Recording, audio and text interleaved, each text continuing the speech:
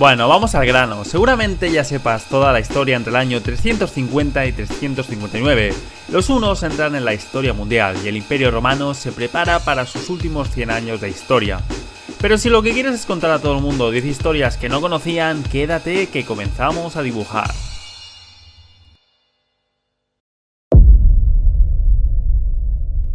El emperador Constante, conocido por sus políticas impopulares, inicia su caída. A pesar de controlar el vasto imperio, su liderazgo se tambalea. Las tensiones internas y el descontento creciente eran el pan de cada día. El 18 de enero, Magnencio, un general con ambición y apoyo militar, es proclamado emperador en Autun, en la actual Francia. Este acto de rebelión es apoyado por las legiones en la frontera del Rin. Constante, perseguido y en desgracia, huye hacia España. Sin embargo, su destino está sellado. Es asesinado en Castrum Elenae. Bajo el mandato de Magnencio, el imperio experimenta un cambio. Se destaca por su tolerancia tanto hacia los cristianos como hacia los paganos, una rareza en un periodo marcado por las persecuciones religiosas. El 1 de marzo, Vetranio, influenciado por Constantina, hermana de Constancio II, es proclamado César. Sorprendentemente, Constancio acepta a este nuevo emperador y le envía fondos para levantar un ejército, demostrando una inusual diplomacia en el juego del poder. El 3 de junio, Nepotianio, con más ambición que recursos, se proclama emperador y entra en Roma con un grupo de gladiadores. Su gobierno es efímero pero intenso, reflejando la volátil naturaleza del poder en Roma. Finalmente, el 30 de junio, Nepotianio es derrotado y asesinado por Marcelino, un general leal a Magnencio. Su cabeza es exhibida en una lanza por toda la ciudad, un recordatorio brutal del precio del fracaso y la lucha por el trono imperial.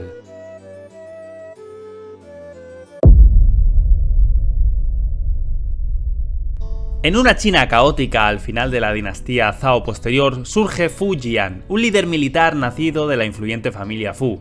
Este no es un aspirante al trono ordinario, sino un hombre con una visión para unificar una nación dividida. Tras la caída del Zhao posterior, Fu Jian se autoproclama príncipe celestial, estableciendo la dinastía Qin anterior. Esta transición marca un cambio significativo en la historia china, tanto en términos de poder como en la reconfiguración política y territorial del país. Bajo su mandato, se expande rápidamente el territorio, cubriendo una vasta área que incluye partes de la actual China y Mongolia. Esta expansión es históricamente sin precedentes en la región. Fu Jian es reconocido no solo por sus conquistas militares, sino también por sus reformas internas, estabilizando la economía y fomentando la cultura. Durante su reinado, Qin anterior experimenta un notable crecimiento económico y cultural. Sin embargo, su imperio enfrenta desafíos a todas horas, tanto internos como externos. Su gobierno es un delicado equilibrio entre mantener unida su vasta conquista y gestionar las diversas culturas bajo su mando.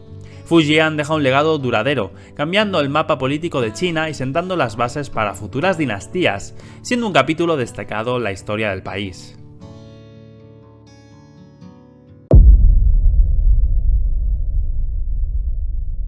En esta época, los hunos, un grupo nómada feroz, iniciaron una invasión al imperio sasánida, marcando un cambio significativo en la geopolítica y la historia militar.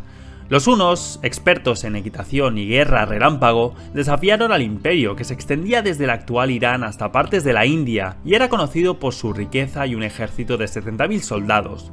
La invasión comenzó en las fronteras orientales del imperio, donde los hunos, aprovechando su velocidad y movilidad, realizaron incursiones devastadoras que desestabilizaron la región y sorprendieron a los sasánidas, acostumbrados a enemigos más predecibles. Los hunos también cortaron importantes rutas comerciales, afectando la economía sasánida y el comercio a lo largo de la ruta de la seda. Los sasánidas sufrieron múltiples derrotas debido a su falta de preparación para la guerra de movilidad de los hunos, lo que minó la confianza del ejército y la población.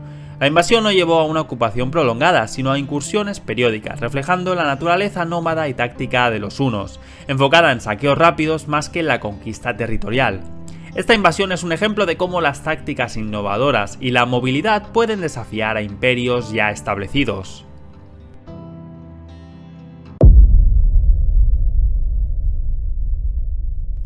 En el año 353, el Imperio Romano fue testigo de la batalla de Mons Seleucus.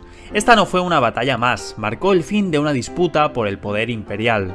Constante II se enfrentó a Magnencio. Este último, de origen germano, como hemos visto antes, había ganado apoyo significativo, pero su ascenso fue marcado por la traición y la sangre.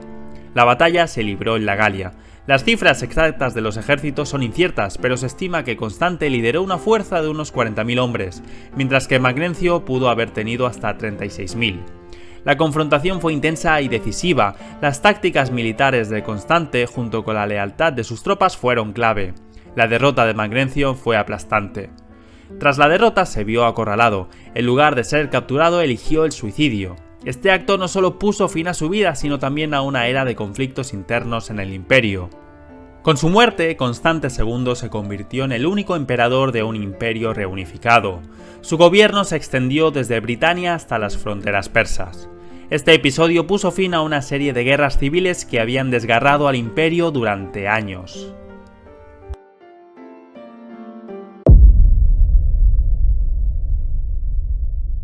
En este siglo, los búlgaros, un grupo nómada originario de Asia Central, emergieron en Europa, marcando un capítulo significativo en la historia del continente. Conocidos por su destreza en la guerra y su cultura nómada, los búlgaros se introdujeron en un continente ya fragmentado por numerosos reinos y la inminente división del Imperio Romano, aportando una nueva dimensión al complejo mosaico cultural y político de Europa. Su existencia y actividades fueron documentadas por cronistas como Ammiano Marcelino, particularmente cerca del río Danubio, ofreciendo las primeras evidencias escritas sobre este grupo enigmático. A pesar de ser mencionados en muy pocos textos europeos de la época, su impacto fue significativo. Los búlgaros interactuaron con romanos, germánicos y eslavos, jugando un rol clave en la formación del tejido social y político europeo. Con el tiempo se asentaron en la región de Bulgaria, un proceso resultado de complejas interacciones y movimientos migratorios a lo largo de siglos. La historia de los búlgaros destaca la importancia de los grupos nómadas en la configuración de la Europa medieval, dejando un legado que perdura hasta hoy.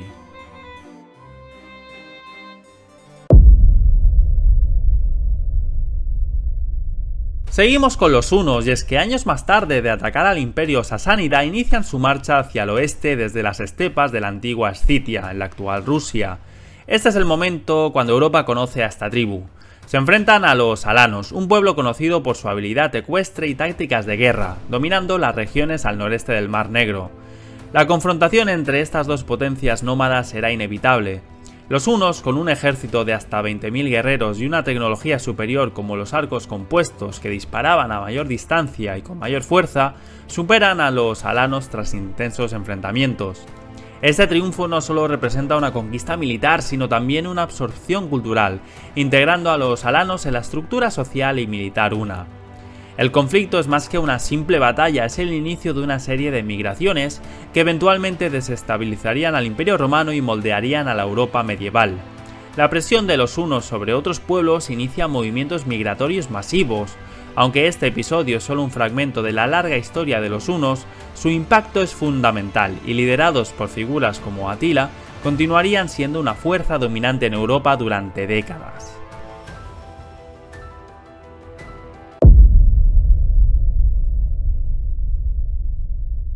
En el 356, el emperador Constante II emitió un edicto que significó un cambio dramático en el panorama religioso. Este edicto ordenaba cerrar todos los templos paganos, lo que fue un duro golpe para las prácticas religiosas tradicionales, aún seguidas por la mitad de la población del imperio. Además, intensificó la persecución contra los seguidores del arrianismo, una doctrina cristiana vista como herética. Atanasio, patriarca antiarriano de Alejandría, se convirtió en un blanco de estas persecuciones, llegando a escapar durante un intento de arresto y refugiándose en el desierto de Nitria. El edicto también prohibía la veneración de imágenes no cristianas, transformando radicalmente el arte y la cultura visual del imperio. Estas medidas no solo tenían una base religiosa, sino también política, ya que Constante buscaba consolidar el cristianismo como la religión dominante y fortalecer su posición como emperador.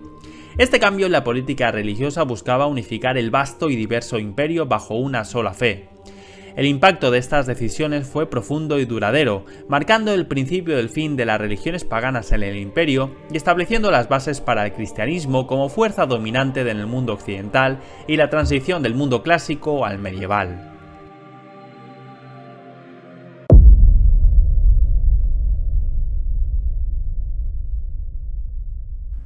En el 357 se estableció la Biblioteca Imperial de Constantinopla, un hito cultural significativo.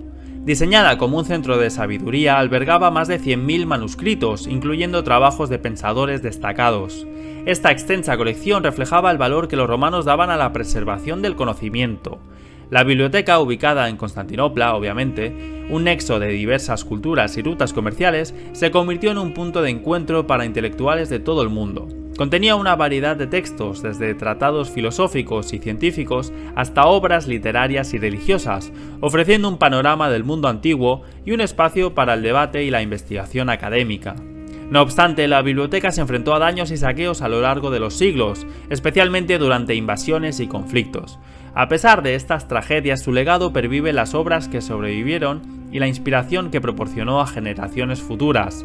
La biblioteca no solo era un depósito de libros, sino un símbolo de la sed de conocimiento de la época, destacando la importancia de preservar y compartir el saber, un legado que continúa influyendo en las bibliotecas y universidades modernas.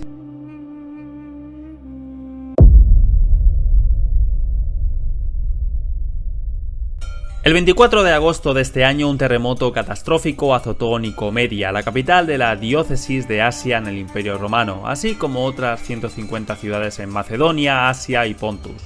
Este desastre, uno de los más devastadores del mundo antiguo, no dejó cifras exactas de muertos o heridos, pero se estima que miles de personas perdieron su vida y hogares. La destrucción fue tan extensa que afectó a toda la región. En respuesta a esta calamidad, el emperador implementó medidas de reconstrucción extensivas, resaltando la importancia estratégica de Nicomedia para el imperio.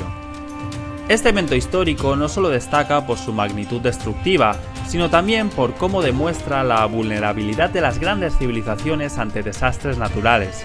El Imperio Romano, a pesar de su poder y avances, se vio indefenso frente a la fuerza incontrolable de la naturaleza. Hoy, con la tecnología moderna, podemos prever y prepararnos mejor para tales desastres, pero en aquel entonces un terremoto de tal magnitud era tanto una sorpresa como un reto insuperable.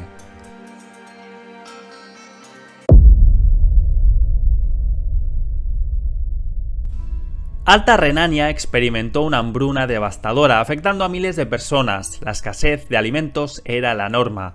Ante esta crisis se organizó una misión de rescate sin precedentes. Se construyeron 800 barcos fluviales, una flota enorme para la época, destinados a navegar por el Rin. El objetivo era llegar a la costa este de Britania, donde las cosechas habían sido abundantes. La región había producido un excedente de maíz suficiente para apoyar a las regiones afectadas. La travesía no fue fácil. Estos barcos, diseñados para ríos, tuvieron que enfrentarse a las aguas abiertas del Mar del Norte, un desafío náutico considerable. A su llegada a Britania cargaron rápidamente toneladas de maíz. Se estima que cada barco pudo transportar entre 20 y 30 toneladas, sumando un total impresionante de hasta 24.000 toneladas. El viaje de regreso fue una carrera contra el tiempo. Cada día contaba para las personas hambrientas esperando en la Alta Renania. Finalmente, la flota llegó con éxito. La entrega del maíz tuvo un impacto inmediato, salvando innumerables vidas y marcando un momento histórico de solidaridad y resiliencia humana. En el próximo capítulo 10 historias más donde lo dejamos, a partir del año 360. Si te ha gustado no olvides suscribirte y darle a like para seguir dibujando la historia juntos, ya que de historias va la cosa.